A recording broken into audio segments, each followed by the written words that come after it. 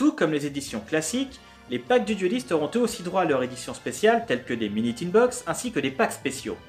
Concernant les packs, le tout premier est sorti en 2007 et réunit 3 boosters de Jaden et Chad accompagnés d'une secrète par coffret parmi 3 différentes.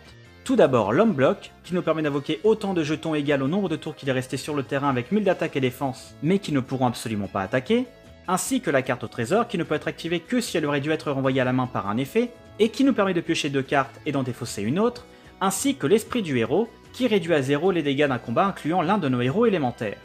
Et j'ai même des souvenirs concernant une édition en carton de ce pack, mais genre prévu pour Noël.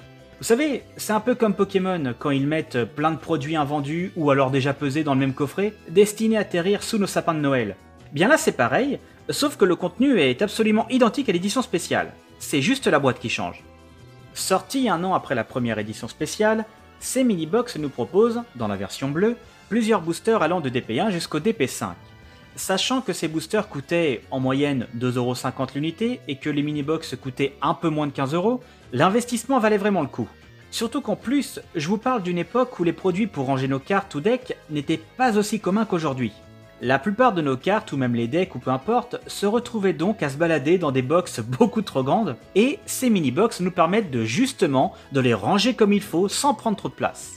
Puis en 2008, la deuxième box, la version vert, sera commercialisée.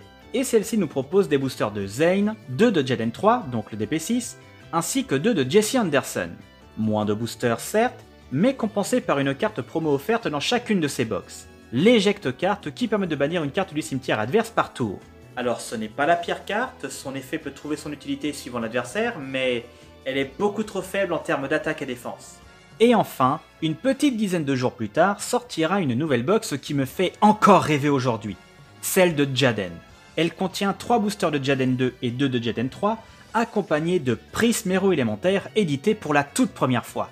Il faudra attendre quasiment 2 ans avant de pouvoir la trouver chez nous dans la collection Gold 3. Et ça c'est vraiment dommage, car il est devenu presque obligatoire dans tous les decks héros et même dans les decks fusion classiques, puisqu'il peut tout simplement prendre le nom d'un des matériaux listés sur une carte fusion, peu importe laquelle, en l'envoyant depuis le deck directement dans le cimetière. Alors perso, j'adore les mini-box, et elles vont continuer de sortir d'ailleurs, notamment dans l'ère 5D. Mais juste avant d'y rentrer complètement, nous allons faire un petit voyage dans le temps. Car parallèlement aux éditions classiques, mais aussi pack du dueliste, les decks et peu importe, plusieurs éditions très intéressantes vont sortir, notamment les éditions Retro Pack.